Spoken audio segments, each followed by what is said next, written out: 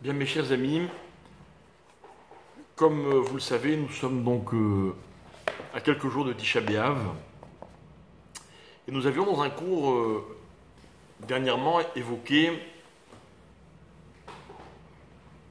le thème de ce que nous commémorons à l'occasion du 17 Tammuz. Et donc on a rapporté ce que la Mishnah nous dit, à savoir que ce jour-là, il y a 5 choses qui se sont passées. Et nous avons compris, à travers toutes les explications que nous avons ramenées, que le don de la Torah a été fait d'une certaine façon. Le peuple juif a compris la Torah d'une certaine façon. Et malheureusement, les événements du 17 Tammuz ont changé tout cela. Et c'est donc une perte définitive, jusqu'à donc la reconstruction du Beth Amikdash, dans la compréhension, dans notre capacité à intégrer la Torah telle qu'elle nous l'avait été donnée. On va essayer de résumer en une petite phrase, comme un espèce de slogan. Il y a eu la destruction du don de la Torah. Cette semaine, ce que j'aimerais essayer d'expliquer, c'est dans l'enchaînement des événements du 17 Tammuz et du 9 Av, l'autre destruction que malheureusement nous avons vécu et nous sommes obligés, j'ai envie de dire, de faire avec, et quels sont les véritables changements. Il n'y a pas de hasard lorsque la Mishnah, donc dans Ta'anit, nous dit qu'il y a eu 5 choses le jour de Tisha B'Av et 5 autres le jour du 17 Tammuz, ça fait 10. Et vous savez que le chiffre 10, dans notre tradition, c'est précisément le chiffre de la création. En effet, le monde a été créé avec 10 paroles. Nous allons essayer d'expliquer que le sens du mot destruction, Chorban, c'est malheureusement l'équivalent, mais à l'inverse, de la construction, de la création. Une destruction, c'est donc la disparition d'une création. Lorsque Hachem crée le monde, la Torah nous raconte, au tout début, Bereshit bara Elokim et hashamaim ve'et haaretz. Le ciel et la terre. Le ciel, c'est le ciel, ce sont pas, on va dire, ce n'est pas la dimension dans laquelle nous évoluons. Par contre, la terre, c'est la nôtre, c'est là où nous évoluons. Mais la terre, avant que ce soit autre chose, ça va être le lieu qui va permettre aux choses d'exister. Le lieu, c'est donc un support, mais nous allons essayer de réaliser ensemble qu'un support,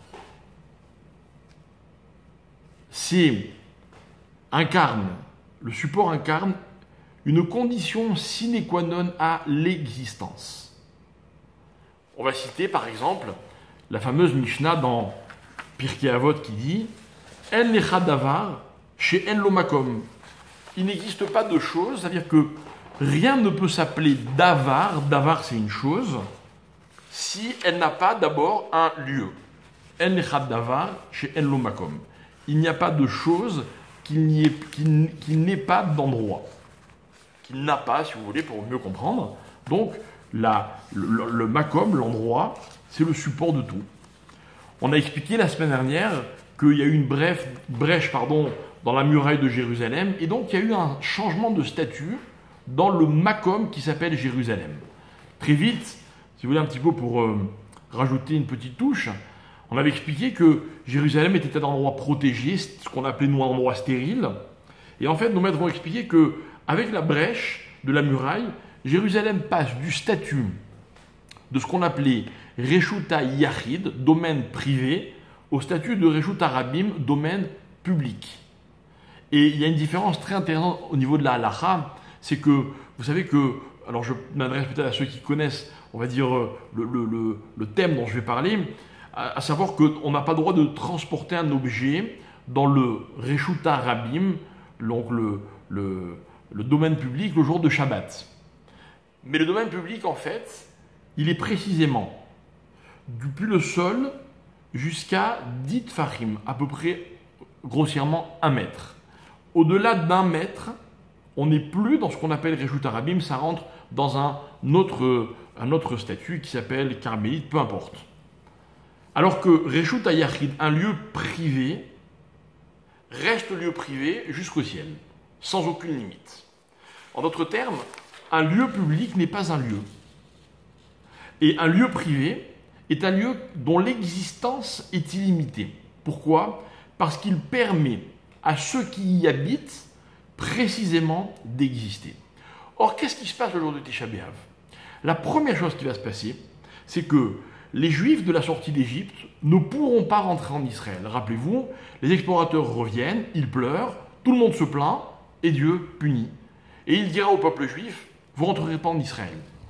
Et donc c'est la génération d'après, on va attendre 40 ans pour rentrer en Israël, ce sera une autre génération qui va rentrer en terre d'Israël.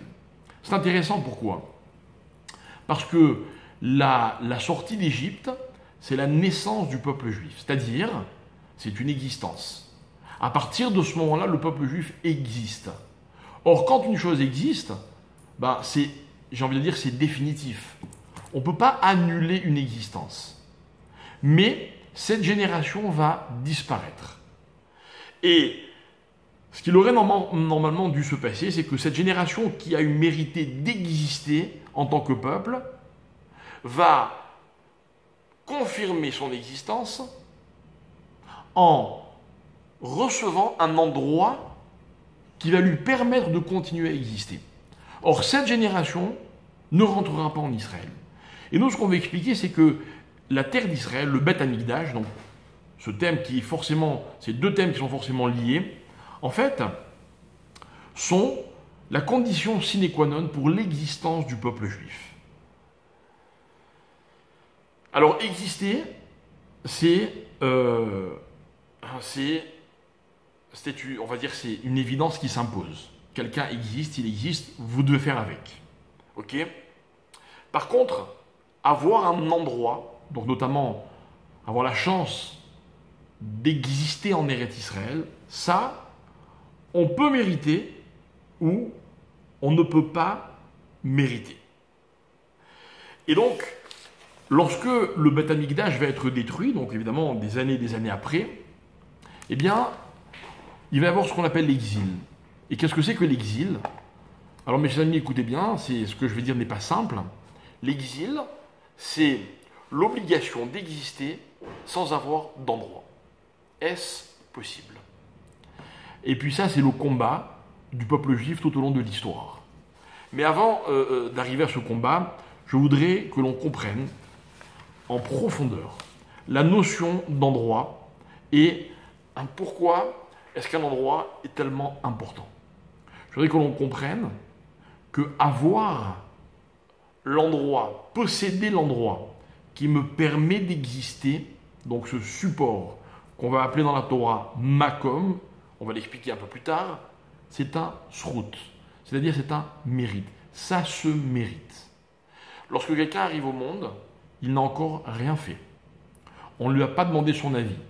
N'était-ce que la Guémara raconte que la Neshama, l'âme, va discuter avec Dieu, elle va essayer de rester près de lui, mais lui va la forcer à venir sur terre. Donc il n'y a pas de mérite à exister. Par contre, avoir un endroit qui va donner un sens à mon existence, ça c'est autre chose. Ça se mérite. Et d'ailleurs, ça se mérite, et il faut aussi mériter de le garder. Il faut mériter de l'avoir, et il faut mériter de le garder. Et c'est ce que nous allons essayer d'expliquer. Alors voilà comment ça se passe. Voilà où commencent nos soucis. Lorsque Adam Arishon, le premier homme, va être créé, comme vous vous en souvenez, excusez-moi de prendre le texte, Adam Arishon va commettre une faute. Et donc la Torah m'explique que, avant de commettre la faute, Adam Arishon est nu, il n'est pas habillé, mais il n'est pas du tout conscient que cela peut poser un problème. Mais malheureusement, c'est une faute qu'il n'aurait pas dû commettre. Et lorsque l'homme a fauté, il réalise de sa nudité, alors il va se cacher. Il va se cacher. Va y traber à Adam veishto. Dieu, l'homme et sa femme se sont cachés devant Dieu. Alors Dieu va les chercher puisqu'ils sont cachés. Va ykra Elohim el ha-Adam. Et Dieu va appeler l'homme. Va yomerlo. Et il va lui dire, Ayeka, où es-tu? Où es-tu? Écoutez bien mes chers amis. Est-ce que Dieu ne sait pas où se trouve Adam? A-t-il besoin de chercher Adam et Chava, l'homme et la femme? Non. Ayeka, nous on va comprendre la question de la façon suivante. L'homme, rappelez-vous, après avoir fauté, est chassé du Gan Eden, du jardin de Éden. C'est-à-dire que l'homme avait un endroit, une place, un makom. Maintenant que l'homme a fauté, l'homme est chassé de son makom. Question d'Hachem à l'homme. Où es-tu? Où est ton makom? Sous-entendu, je ne sais plus où te mettre. Tu as perdu la place que tu as mérité d'avoir. Voilà la conséquence de la faute. Va yomerlo Elohim, et Dieu lui dit, Ayeka, où es-tu? Va yomerlo Ayeka, pardon. Donc, non pas où tu te trouves, mais où est ton makom? Où est ton makom? Je voudrais qu'on comprenne une chose pour pouvoir continuer notre raisonnement. Si Hachem interroge l'homme en lui demandant où est ton endroit, il aurait peut-être dû lui demander qu'as-tu fait? Il aurait peut-être dû lui demander pourquoi tu te caches. Là n'est pas le problème. Le problème, il est que on va le dire comme un espèce de théorème qu'on va essayer de développer ensemble. On va essayer d'expliquer qu'en fait, lorsque une personne a un endroit, alors elle existe, comme on vient de le dire. Mais une personne qui n'a pas d'endroit, on ne peut pas dire qu'elle n'existe pas. Quelqu'un est né, il existe, c'est moi qui vous l'ai dit, puis il faut qu'il mérite son endroit. On ne va pas comprendre que ne pas avoir d'endroit, c'est ne pas exister. Non. C'est une existence qui va être négative. Une existence qui perd son sens. J'ai envie de dire comme ça. Ne pas avoir de makom, ce n'est pas de ne pas exister, mais c'est d'exister en n'étant pas. En hébreu, on dira comme ça. Ce n'est pas l'oliot, c'est liot, l'eau. Ce n'est pas ne pas être, mais n'être pas. Voilà ce que je suis. Voilà la question qu'oppose Hachem à Adam lorsqu'il a fauté. Il lui demande, mais où es-tu? Mais quelle est ton existence? Mais Dieu l'a créé, il sait qu'il existe. Mais après avoir fauté, et puisque Dieu va devoir le chasser de l'endroit qui lui avait été réservé, alors il y a un problème d'existence. L'existence de l'homme, Kaviachol, c'est comme si elle avait perdu tout son sens. Et maintenant on comprend les paroles des Chachamim qui disaient dans la Mishnah de Havot, dans le 4e chapitre, 3e Mishnah, pardon, En lecha davar she'en lo makom. On ne peut pas exister sans avoir d'endroit. Il y a beaucoup d'endroits dans le monde, beaucoup d'endroits, ok? Mais l'endroit, par définition, c'est ce que dit le Passouk à propos de Yaakov Avinu. On est donc dans la paracha de Vayetze. La Torah nous dit Vaïvga ba makom. Yaakov est en route et il atteint littéralement l'endroit. De quel endroit s'agit-il? Donc je vous rappelle que Yaakov a dû fuir la terre d'Israël, la maison de son père, et il marche, la nuit tombe, et il atteint l'endroit en question. Le Midrash dit, c'est quoi ce makom?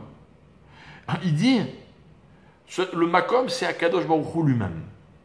Le Midrash demande, et pourquoi est-ce qu'on appelle Dieu makom?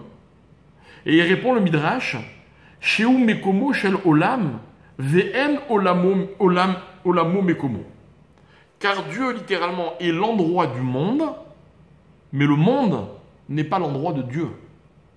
Sous-entendu, ce n'est pas le monde qui est un support pour Dieu, c'est Dieu qui est un support pour le monde. C'est intéressant. Pourquoi? Parce que on pourrait se demander, mais pour qu'un endroit existe, puisque Dieu a créé la terre, pour qu'un endroit existe, on a dit qu'il fallait qu'il y ait un endroit. Alors quel est l'endroit de l'endroit? Puisque Dieu a créé le lieu. Mais quel est le lieu de ce lieu? Quel est le makom du makom? Et nos maîtres disent, c'est Hachem. Hachem, il incarne la dimension de makom. On va prouver cela par plusieurs versets dans un petit moment. Mais d'abord, ce que je voudrais que l'on comprenne, c'est la chose suivante. C'est que makom, c'est un endroit, c'est quoi une existence?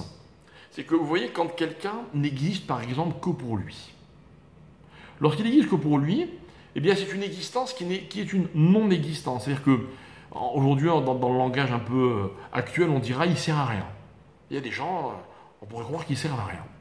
Mais quand une personne est capable de ce qu'on appelle en hébreu d'être mitpachet, c'est-à-dire de sortir d'elle-même, c'est-à-dire mon existence n'a pas de sens que pour moi-même, au contraire, elle sert à d'autres. Je sors de mes propres limites pour aller vers l'autre.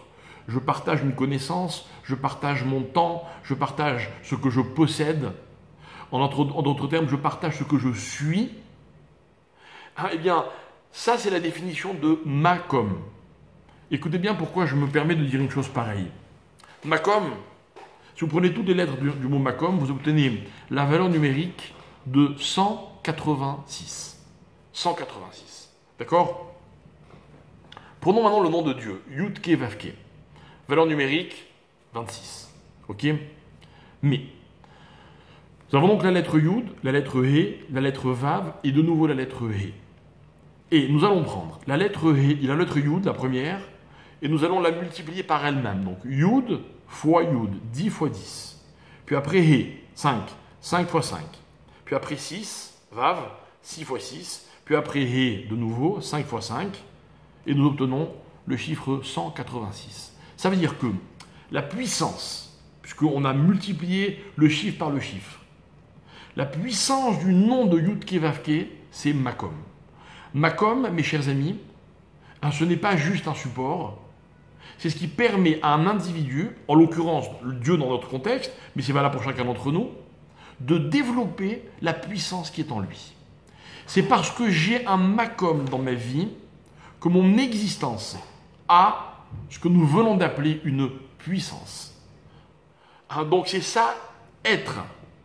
Ne pas être, ou plutôt être pas, c'est quand un homme, au lieu d'exploiter cette puissance, d'être, je reprends le terme en hébreu, c'est important pour ceux qui sont hébraïsants, d'être mitpachet, c'est-à-dire de m'étendre. Celui qui ne s'étend pas, se refuse à la puissance que contient son existence. Ça, c'est l'absence de Makom. J'ai un chez moi. Dans mon chez moi, j'existe plus que n'importe où ailleurs. Ainsi, je veux aider quelqu'un. Il faut d'abord que moi, je sois installé. Or, c'est quoi installer? Installer, c'est occuper un espace.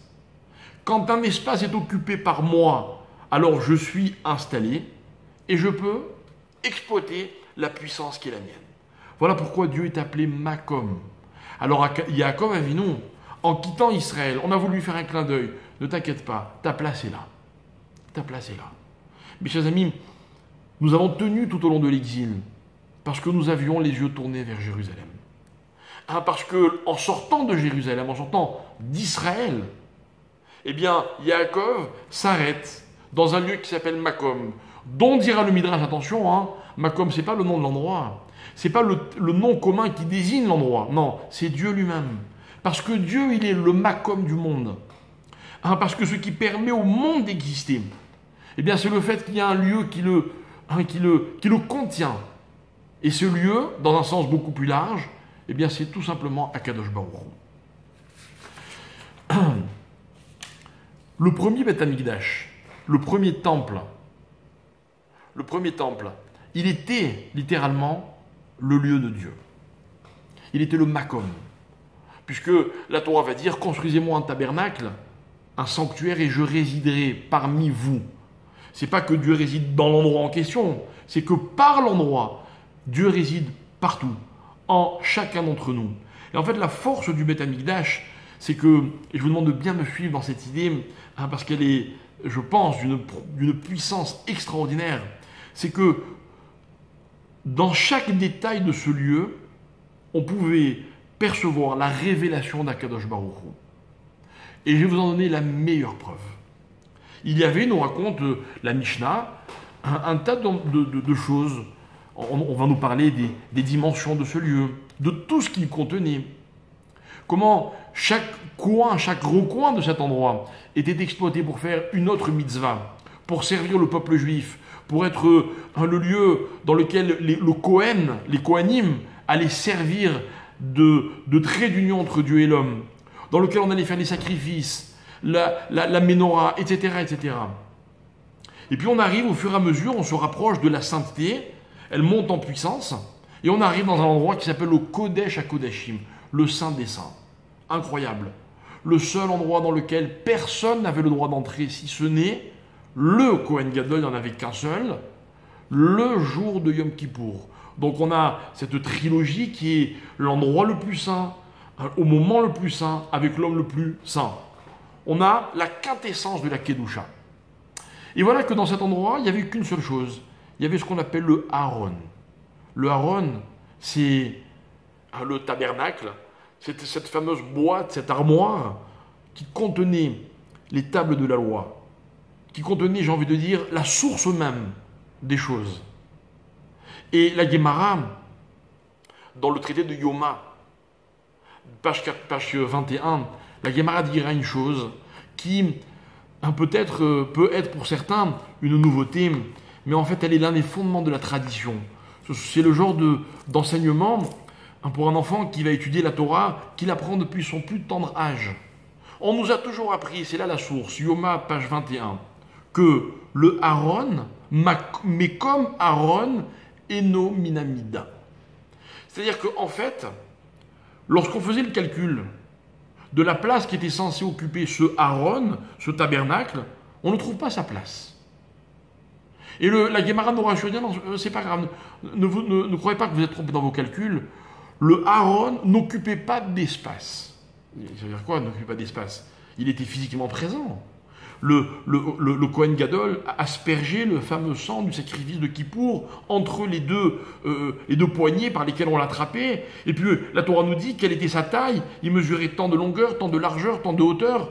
Et puis attention, s'il n'était pas conforme exactement aux prescriptions de la Torah, il ne pouvait plus être le Aaron. Il devenait Passoul. Donc il existe, il a une taille. Oui, mais il n'occupait pas d'espace. Et mes chers amis, c'est un casse-tête. C'est un casse-tête. Mais un casse-tête que je vous invite à ne pas essayer de comprendre. Vous savez pourquoi? Parce que ça n'a aucune logique. Parce que dans nos esprits cartésiens, objectifs, calculateurs, il n'y a pas d'explication, il n'y a pas de compréhension. L'idée, elle est ailleurs. L'idée, elle est que le Aaron était un objet, si je peux l'appeler ainsi, qui occupait un espace sans pour autant empêcher les autres de l'occuper. Le propre d'un espace, quand il est géographique, c'est qu'à partir du moment où il est occupé par quelque chose ou par quelqu'un, eh bien rien d'autre et personne d'autre ne peut l'occuper. Je peux être le plus généreux, le plus raffiné, le plus délicat du monde, mais l'espace que j'occupe, je suis désolé, vous ne pourrez pas l'occuper également. C'est le mien. C'est tout, justement, toute la symbolique d'un makom, c'est qu'il est occupé par ceux qui s'y trouvent. Eh bien, le Aaron, il pouvait occuper un espace sans empêcher quiconque de l'occuper aussi. Et nous avons là une véritable révélation. Nous avons là une nouvelle dimension de ce qui s'appelle Makom. Makom, c'est une chose que l'on peut partager. Et on va encore aller encore un petit peu plus loin. On va expliquer que, en fait, la véritable dimension d'un makom, ce n'est pas de se l'approprier, mais c'est au contraire juste de donner un sens à son existence. Donner un sens. Mes chers amis, n'essayez pas. Aucun homme digne de ce nom, ou aucune femme digne de ce nom, ne peut occuper d'espace sans empêcher les autres de l'occuper. Mais je voudrais qu'on comprenne que le makom qui fait ce que je suis, qui fait de moi ce que je suis, eh bien, si j'ai bien compris sa vraie dimension, il peut permettre aussi à d'autres d'exister. Le makom de la Torah, contrairement à ce qu'on peut imaginer quand on la comprend mal, la Torah n'est pas intrusive. Elle n'empêche pas l'autre d'exister. Vous savez, moi je dois reconnaître humblement que quand je parle, j'empêche les autres de parler, puisqu'il faut qu'on m'écoute. Que quand je me tiens quelque part, je prends la place des autres peut-être. Quand j'explique, si jamais je convainc, eh bien je me suis imposé.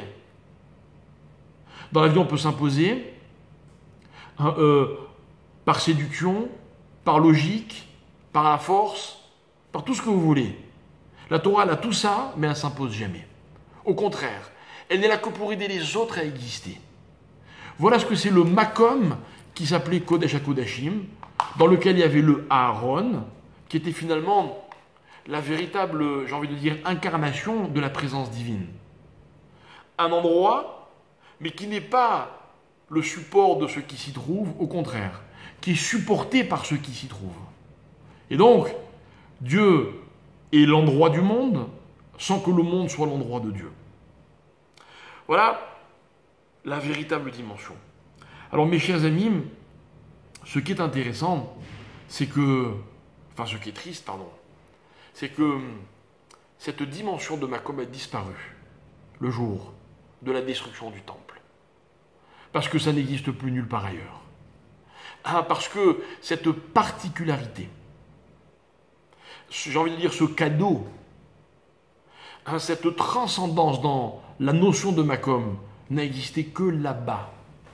Et pour un temps, malheureusement pour nous. Vous voyez, Makom, je vais donner très rapidement un autre exemple de cette idée. Il y a un concept dans la Guémara, on le trouve par exemple dans le traité de Shabbat en page 51, ceux qui veulent vérifier, ou bien dans le traité de Ketubot, page 103.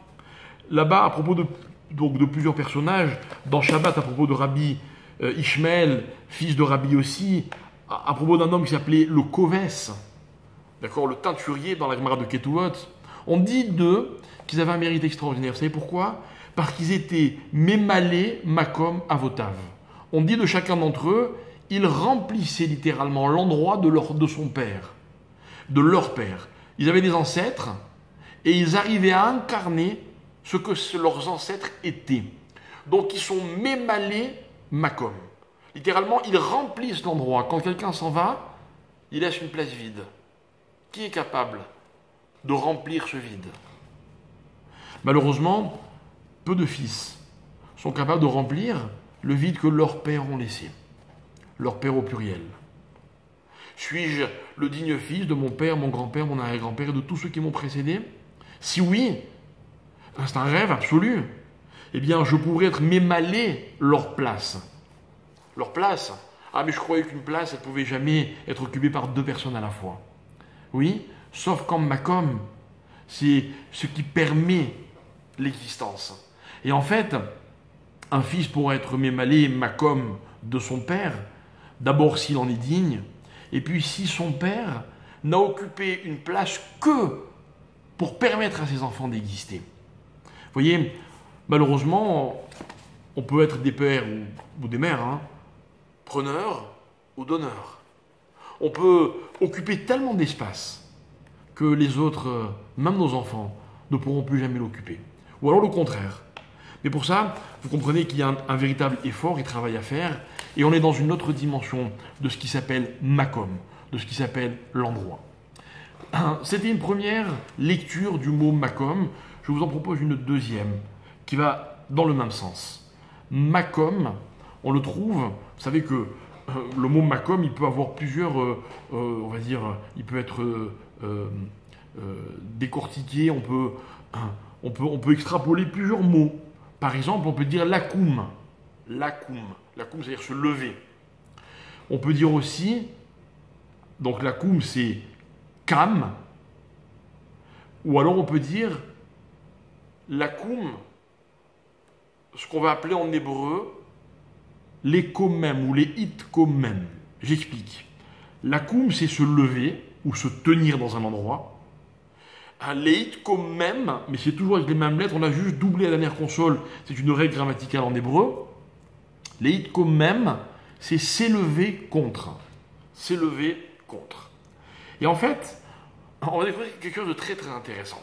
C'est que dans les 5 choses qui se sont passées le jour de Tisha B'Av, c'est quoi les 5 choses? Alors, il y a eu la punition de ne pas rentrer en Israël à cause du pleur des explorateurs. Il y a eu la destruction des 2 temples, ça fait 3. Et puis il y a eu la destruction d'une ville qui s'appelle Bétar. Et on va arriver sur la 5e dans un petit moment. Bétar a été détruite. Et il y avait quoi à Bétar? Alors, regardez, je vous cite le Rambam, Maïmonide. Maïmonide nous explique, donc juste un petit rappel, le 2e temple a été détruit en l'an 70. 70, 3830 de la création du monde, ou 3828, il y a plusieurs versions, peu importe, en tout cas, on est dans ces eaux-là, l'an 58, 68, 70. Quelques années après, on est en l'an 135, il y a dans la ville de Bétar, puisque les Juifs ont été déplacés par l'Empire romain de Jérusalem, et ils se sont installés à Bétar. Et à Bétar, il y a un homme très connu qui va s'appeler Bar Korba, ou Bar Kuziba, ou il y a plusieurs façons de l'appeler. Et cet homme avait donc non seulement un charisme exceptionnel, c'était un meneur, et les Chachamim vont témoigner que c'était un sage, un érudit, c'était un vrai leader du peuple juif. Et voilà que beaucoup de Chachamim ont été entraînés dans son sillage et étaient convaincus que Bar Korba allait être le Mashiach. Et parmi les fervents, les disciples de Bar Korba, on compte ni plus ni moins que Rabbi Akiba. Et le Rambam, Maïmonide, explique dans les lois de Ta'anit, il dit comme ça, il dit, il y avait donc des dizaines de milliers de Juifs qui habitaient à Bétar, et ils avaient un roi, Vayalem Melech Gadol, Vedimu Kol Israël, Vegdoleh Chachamim, Shehu Melech HaMashiach. Et beaucoup de tout le peuple juif, et les Chachamim, les grands Chachamim, c'est donc Maïmonide qui parle, Dimou, se sont figurés que c'était le Mashiach. Venafal, Beyad Goïm, Venergu Kulam. Et malheureusement, l'Empire romain l'a vaincu et il y a eu beaucoup de morts. On raconte que pendant 7 ans, toutes les plaines depuis Jérusalem jusqu'au littoral d'Israël n'ont pas eu besoin ni d'être arrosées, ni qu'on y mette de l'engrais. Tellement le sang des Juifs a coulé. Tellement le sang des Juifs a coulé. Le sang a coulé en rivière depuis Bétar, qui se trouve juste à côté de Jérusalem, jusqu'à la mer. Une tragédie. Alors vous allez me dire, c'est pour ça qu'on est triste à Tisha B'Av, parce que tant de Juifs sont morts. Alors mes amis, il faut comprendre quelque chose. C'est que, malheureusement, des pogroms, des drames, des chorban, des destructions, il y en a eu beaucoup. Et j'ai envie de dire, il n'y a pas si longtemps. Ce n'est pas juste parce qu'il y a eu beaucoup de morts juifs ce jour-là que c'est rapporté dans la Mishnah, non. C'est parce qu'il y avait un homme dont la Torah nous raconte qu'il avait été capable, la koum, de se lever, de s'ériger contre l'Empire romain, l'empereur romain. Et il avait montré aux Juifs qu'il ne fallait pas désespérer, pas baisser les bras, et qu'on pouvait lutter contre l'envahisseur, et qu'on pouvait reconquérir Israël. Et les Juifs attendaient, ils ont dit, ok, c'est bon, c'est lui. C'est de lui qu'on nous parle depuis la nuit des temps, comme d'un homme qui allait permettre au peuple juif de relever la tête, les quand même, et de retrouver la place qui est la nôtre, et le pays qui est le nôtre, et la ville qui est la nôtre. Mais apparemment, ça ne s'est pas fait. Alors là, je voudrais juste faire une petite parenthèse, pas d'ailleurs qui n'est pas une parenthèse. mais qui est un thème en soi-même. Je voudrais pas que l'on comprenne mal en se disant « Ah ben, les Chachamim se sont trompés ». J'explique ce que je veux dire. Il y a un verset dans la Torah dans lequel il est écrit que, justement dans la paracha qu'on a lu il n'y a pas longtemps, la paracha de Balak, cet homme, Bilam, avait béni Israël alors qu'il voulait les maudire, et il avait dit Darar Kochav mi Yaakov. Il avait dit le peuple juif, dans le peuple juif il y a une étoile, Vekam, Shevet Misraël, et littéralement une tribu d'Israël se lèvera, ou Machat Paate Moav Vekarkarbeli Bekol Beneshet, et ils vont se révolter, et ils vont vaincre ceux qui sont contre eux. Alors Rabbi Akiva avait dit, c'est lui, l'étoile de Yaakov, c'est cet homme, Bar Korba. Je voudrais qu'on comprenne, mes chers amis. Rabbi Akiva ne s'est pas trompé. Ce serait faux de dire, ah, les Chachamim m'ont cru, puis finalement il s'est avéré que c'était une erreur. Non, non. Il y a, dans l'histoire du peuple juif, il y a eu des moments, des hommes, des circonstances par lesquelles le peuple juif pouvait se relever, les hitkom même, pour regagner le makom qui était le leur. C'est le même mot. Mais malheureusement, ça n'a pas été possible. Rabbi Akiva écrira que cet homme aurait dû être celui que l'on croyait. Mais que peut-être, les Juifs n'en ont pas été dignes ou capables à ce moment-là. Et ce que je vais expliquer, c'est qu'un makom, mes chers amis, ne disparaît jamais. Makom, un lakoum, leit komem. Cette force que nous avons en nous, ce lieu qui est le nôtre, n'a jamais disparu. Le problème, c'est les rendez-vous manqués de l'histoire. Et j'aimerais que l'on comprenne que lorsque les Chachamim nous imposent de vivre le deuil de Jérusalem, c'est pas parce qu'on pleure un passé dont on est nostalgique. On ne pleure pas un lieu dans lequel on peut revenir. D'ailleurs, si je peux me permettre aujourd'hui, tout le monde peut y revenir. Le problème n'est pas là. Le problème, c'est de savoir est-ce que cet endroit, nous vivons par lui. Je voudrais que vous sachiez que les maîtres d'Israël ont toujours vécu, même pendant 2000 ans d'exil, à travers et grâce à Yerushalayim, au Beth Amikdash. Voilà ce que c'est un vrai makom. Le problème, c'est qu'on a été chassé du makom. Ce qui ne veut pas dire qu'on n'a pas continué d'exister grâce à lui. J'ai envie de comparer ça, même si c'est un petit peu puéril, à quelqu'un qui est chassé de son lieu d'origine. Et puis les années passent et les générations passent et on continue de dire nous sommes originaires d'ici ou de là-bas. On continue d'exister grâce à ce lieu. Attention, pas d'erreur. Non pas parce qu'on cherche à y retourner, mais parce qu'on existe un petit peu par rapport à ça. Grâce à cet endroit. Alors Yerushalayim, on n'en est pas triste avec nostalgie, on est dans l'impatience de revenir à Jérusalem, de reconstruire Yerushalayim, de la voir être reconstruite, que ce makom retrouve sa véritable dimension. Voilà ce que c'est makom, mes chers amis. Et enfin, dernière idée pour conclure, dans makom il y a encore autre chose, dans Tisha B'Av. La cinquième chose, c'est que la Mishnah dit Nirresha Ha'ir. C'est quoi Nirresha Ha'ir? Donc, quelques années plus tôt, juste avant l'histoire de Bar Korba, de Bétar, il y avait un homme qui s'appelait Tournuspus. Et cet homme, il porte plusieurs noms. Il porte plusieurs noms. Et par exemple, on l'appelle Tournusropus, on l'appelle un Tinius Rufus. Il a vécu, il était empereur, ou en tout cas il dominait Jérusalem entre les années 123 et 126 de l'ère vulgaire. Et un jour, il a décidé que l'endroit du Beth Amikdash devait être cultivé comme un vulgaire champ. Rappelez-vous cette idée, cette vision qui va faire pleurer justement les amis de Rabbi Akiba. Un jour, ils arrivent à Jérusalem et ils aperçoivent un petit renard qui sort des ruines de Jérusalem. Et tous se mettent à pleurer, sauf Rabbi Akiba, mais c'est une autre histoire pour une autre fois. Et On se demande qu'est-ce qui les a fait pleurer. Est-ce que le renard a un sens particulier? La simple vue de voir Jérusalem détruite aurait dû les faire pleurer. Il n'y avait pas besoin de plus.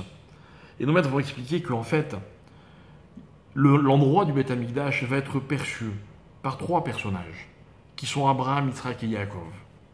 Le premier, c'est Abraham. Abraham, le jour du sacrifice de son fils, finalement, lorsque Yitzhak ne sera pas sacrifié, Abraham va voir le lieu du Beth Amikdash et il va dire, il va parler de ce lieu-là. Alors laissez-moi juste vous retrouver, voilà le verset. Il va dire, Vaikra Hashem amakom aou Hashem ir'e, la crainte de Dieu, Asher yamer ayom, il sera dit, Behar Hashem yirae. C'est sur la montagne de Dieu qu'il apparaîtra. Et donc il a dénommé ce lieu Har, montagne. Quelques années plus tard, Yitzhak est en train de prier et il prie à l'endroit du futur Beth Amikdash. Et le verset dit, Vayetse Yitzhak la souar basadé. Yitzhak a transformé le lieu. Ce n'est plus une montagne. Une montagne, c'est un environnement qui est hostile. C'est devenu un champ dans lequel on peut se promener, on peut marcher. Mais sur un champ, il n'y a pas de construction. Un champ n'est pas un lieu d'habitation. Alors, Yaakov, dans la paracha de Vayetse qu'on a cité tout à l'heure, lorsqu'il va dormir puis se réveiller après avoir rêvé de l'échelle, il va dire En zekiim bet Elokim. C'est la maison de Dieu. Il en a fait une maison. Alors qu'à ce moment-là, il n'y a aucune maison qui n'a encore été construite. Il l'a déjà appelée maison. Et nos maîtres disent qu'a fait cet empereur en labourant la ville de Jérusalem, il l'a faite rétrograder. Elle était montagne, devenue champ, puis maison, et de maison, elle était redevenue champ. Ça veut dire que le Makom, il avait perdu la dimension qui permettait aux Juifs d'exister. Voilà, mes chers amis, la simple histoire que je voulais vous raconter aujourd'hui. L'histoire d'un endroit qui nous a toujours permis d'exister. Et j'ai envie de rajouter, et en fait nous existerons toujours tant que cet endroit sera celui qui nous permet d'exister. C'est tellement émouvant de réaliser que tout au long de l'histoire, les prières du peuple juif ont convergé vers ce lieu. Et symboliquement, ils se sont toujours tournés vers Jérusalem. Que dans toutes les familles juives, pendant 2000 ans, on a dit l'an prochain Jérusalem. Mais ça voulait dire quoi? J'aurais pensé que du jour où la chose redeviendrait possible, les Juifs du monde entier, le lendemain, feraient leurs valises et viendraient s'installer ici. Ça n'a pas été le cas. Pas encore en tout cas. Mais, soyons indulgents. En tout cas, ce lieu nous a permis d'exister. Et il continuera de nous permettre d'exister. Et donc, ce que j'ai envie qu'on comprenne, c'est qu'à cette terrible question que Dieu a posée à l'homme, Ayeka, non pas où es-tu, mais où est ton endroit? Nous n'ayons qu'une seule réponse, Jérusalem. Avoir la capacité, la force de caractère, de pleurer Jérusalem après 1952 ans, ou 50 ans, d'après les calculs qu'on a fait tout à l'heure, eh bien c'est être convaincu qu'on a besoin d'un makom pour exister. Un makom, c'est pas s'acheter une maison, ou un domaine, ou des murs, ou un terrain. Non. Un makom, c'est un lieu qui est un support de quelque chose. Je n'ai pas besoin d'acheter un appartement pour savoir que j'existe grâce à un makom qui s'appelle Jérusalem. Je n'ai pas besoin d'être propriétaire, ou même d'être locataire, ou d'être riche ou pauvre. Peut-être même, on va être indulgent jusqu'au bout, il y a même des Juifs qui n'habitent pas Jérusalem, mais qui sont convaincus que leur makom c'est Jérusalem. Donc ils continuent d'exister en tant que Juifs. Ils sont mitpashtim. C'est-à-dire que leur existence a une véritable dimension grâce à ce lieu dont ils ont compris l'importance. Voilà ce que nous voulons dire à Kadosh Baruch Hu le jour de Tisha B'Av. Je suis certain qu'il écoutera nos prières, qu'il sera sensible à notre tristesse, à condition qu'elle soit sincère, et que par le mérite de tout cela, eh bien très bientôt, Yerushalem deviendra le makom de tout le peuple juif. Et nos prières n'auront plus besoin d'y converger, parce que c'est de là-bas qu'elles sortiront et j'espère très bientôt. Merci beaucoup.